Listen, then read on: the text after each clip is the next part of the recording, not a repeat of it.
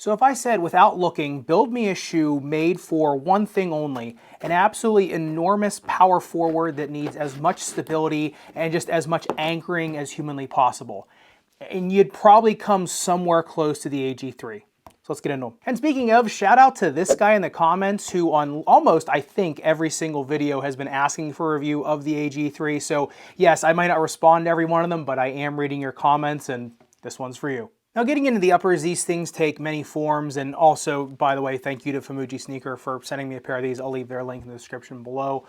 But anyway, you know, when you look at the meshing of the uppers, this TPU, you kind of can see like the color spectrum on here too. However, when you put them under the microscope, the TPU meshing in here is so super tight. The weaving is just so dense in there. It really keeps it super solid, even if it is meant for a little bit more breathability. Now also, when you look at the medial side of the shoe, that's when you get a little bit more textile that's kind of foxed over there. Up into the lace line, you kind of get a dual layer lace line. These kind of quick lock laces here, what they call, just these outrigger laces, these go all the way into the strobe board, but they're also glued into the underside of the uppers. So it is a very enveloping lockdown. Then when you get up a little bit further into the shoe, TPU overlay here for any pivoting on the forefoot, also bulks the shoe up a lot. Then you also get this little ankle lock, which goes into the arch lock, which we'll talk about in the midsole teardown. But you know, all these things combined together, they really all connect together, at least somewhere in the shoe. Even if it is just for aesthetics right here, it really does show you though that the whole upper is meant to be as containing but more anchoring as possible. And I know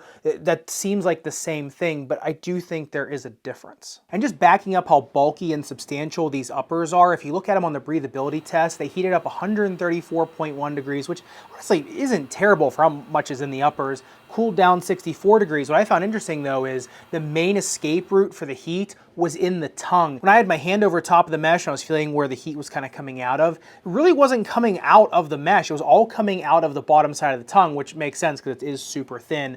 So even though, like I said, that mesh is there and it does look nice and it is very strong, don't expect that mesh to breathe as much as the tongue does. But if you look at it on the upper durability test, 10 seconds highest grit sandpaper, I mean, the Dremel barely starts biting through that outer sheen layer of the uppers. So even though it does look like more of a delicate material with all this kind of iridescent glowing going on here, it actually is very tough, especially if you're on indoor courts. They will slide very nicely on that hardwood. But getting into the midsole teardown, this is where I really feel like this shoe is meant for Aaron Gordon or just, you know, a player like him. If you look here, 2 layers of 361s Energex foam. Now it's hard to find exactly what that foam is. It is pretty proprietary. However, it does feel a lot like their quick foam, which is an EVA and rubber blend. You get a lot more of a less dense foam on top and then a very high density foam underneath of there. What I did notice on this though is it does feel very plush underfoot, but also pretty firm. It does not want to bottom out when you get into it. So even though it feels good underfoot, there's definitely something very substantial there, and that's what also makes the shoe very bottom heavy. And I do like how the outrigger heel counter does go into a lateral stabilizer here in the heel, and then does connect into here with the arch lock. However, the shank on these is pretty narrow. It doesn't cover a lot of the midfoot. It is just right underneath of the arch. So if you do look at the jump height test, 15 centimeters on the single leg jump height test, which, you know, isn't the best I've ever done, obviously. Number one, you know, the uppers on these are very substantial. They're a little bit harder to break in, and even when you do break them in, they're there to hold you in. Like I said, they're more of an anchoring type upper, which we'll talk about. But the foam in it is a bouncy enough. I mean, you've got 34 centimeters of bounce height in the heel, 34.5 in the forefoot. So as you can see, it's the less dense Energex foam that's really doing the bulk of the work there. I really feel like that higher density foam on the bottom side is just really there as an anchor point to give the shoe more stability and just to give the overall midsole a little bit more structure, because that arch lock, it just, like I said, isn't all that wide. And I know on the branding, it says the arch lock does have a little leaflet that goes up here into the forefoot. However, because it is very thin and the shoe is just so substantial as it is, I don't think that does as much as some other leaflets do in the forefoot of some other lighter shoes. I think by far the best part of the AG3 is the outsole tread. It does combine a lot of really nice features of a lot of different types of basketball shoes. Number one, it is a little bit more of rolled rubber, so they are easy to get from step to step, which, you know, is pretty important if you're driving to the hoop. Number two is they have a very slight posterior rocker here, making a shoe this heavy able to move a little bit easier. And number three, it does combine a lot of linear tread here on the lateral side for kind of lateral stability, trying to dig into the court when you're trying to make quick steps, But, you know, a lot of decent stability underneath the ball of the foot, more of this digital pattern. It is a very shallow, thin pattern though, so on indoor hardwood, even though it did pick up some dust, it still gripped fantastic. On outdoor courts, they do grip pretty well, except though, if you are playing on very slick outdoor courts, like very slick painted outdoor courts, you can start to get a little bit of slippage there if the shoe is starting to wear down. When it's new, it's fine, but over time, these might not have the grip that some other more flat, chunky tread profile shoes have kind of in their midlife to end of life. But like I said, when you feel them on foot and when you just have them in your hands, they are just incredibly bottom heavy. But like I've said a couple times, that is an asset to some people, so we'll talk about that.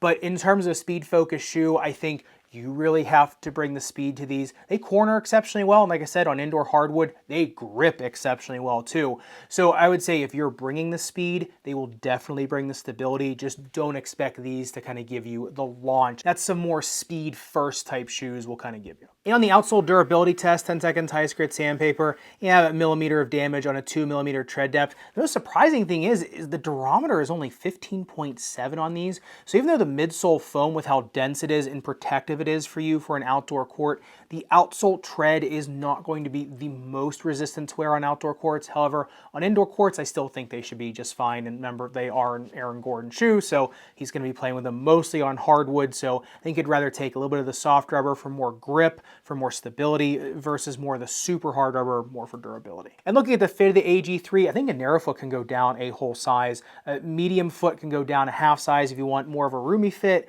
You can go down a full size, I think, if you're a medium though, if you want more of a performance fit. Even a 2E, I think you can go half size down or just true to size if you want a roomy fit. My 2E foot did have a little bit of room in the toe box in these. Width-wise, they felt very comfortable, very stable, but I did just have a tiny bit of room up there. So I think it kind of depends. Do you mind a little bit more room in the very tip of the toe? And that's kind of going to be where you're going to fall on the sizing chart on these. I will say though, for any snake bitten type foot, because of the dual density of the foam and because these are so easy to fit an orthotic in, these are very protective for most types of foot conditions. The only thing I don't like these for would be for a shin splint or weakness in the anterior compartment. If you have an inflamed anterior tibial tendon, those types of things might be a little bit harder. However, for a snake bitten foot, these definitely are going to protect you pretty well. And getting into the all-important playability and what these really say about Aaron Gordon's game, and more specifically yours if you want to buy these. You know, I was reading up on Aaron Gordon, kind of his stats for the year. As I do for a lot of these signature shoes, I like to see kind of what kind of numbers they're putting up and what different parts of the court they're putting those numbers up. And it's interesting, Aaron Gordon has become more and more prolific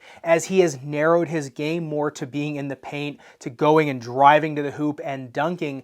You know, he's kind of taking less shots from the perimeter. He's trying to spread himself out less and do more of kind of what gets him in the Nuggets points, and that is driving to the hoop. And that's why I think these shoes are so perfect for him and really anybody else that has that type of game. You know, the AG3 really is an anchoring type shoe, and what I mean by that versus containing is that they anchor you to the ground. They are so bottom stable to the ground that once you lock in a position, they will stay there. It's hard to get them to kind of do other things. Once you kind of have them in a position, that's where they want to go. And if you are driving to the hoop, if you kind of got your heading locked in, you know where you're going to go. You know, these shoes are very good at kind of keeping your body centered to the court or centered to the hoop. And that's why I think for him, this is such a perfect model, because he's not looking to go step back as much as some other people do, or he's not kind of looking for that second or third option in the perimeter or something else, or maybe trying to kind of fake somebody else out. When he gets the ball, a lot of times you know where he's going. And so for him, I think he puts such a premium on stability because, you know, he can bring the jump force to the table. It's not like he has any problems getting up off of the ground. I think for him, he wants more of a shoe to do battle with, even to play defense, you know, really hold your position well, versus some other shoes who maybe their uppers are more containing, which means that you can kind of go very far in them, kind of do a lot of different weird things in the shoe, and they'll kind of catch you before you kind of go into abnormal motion. These are going to keep you centered, and that is it. They don't give you much room for off-axis creativity, and you can kind of see with the outsole tread like we talked about before too, whereas, you know, they're kind of meant to flow from north to south, from one end to the other. So these are meant to go in a straight line. It's not like they're not stable. They are very stable. It's just that when you go and try to do some of the things, let's say the Curry Flow 10 will allow you to do, or even the Harden Volume 7, which is a little more of a maximalist shoe too, these just don't really want to do it as much as some of those other shoes. However, when you're trying to stay centered to the ground or centered to the hoop, then, you know, these are just leagues better than those other shoes. But of course, love to hear your thoughts on the AG3. You're looking for a shoe that gives you this much stability as this bottom heavy. I'd love to know in the comments down below. And if you want to see another sibling to the AG3 like I was talking about, the Harden Volume 7 go under the knife, make sure you click into this video up above and subscribe down below. Respect your rubber and foam. I'll see you in the next one.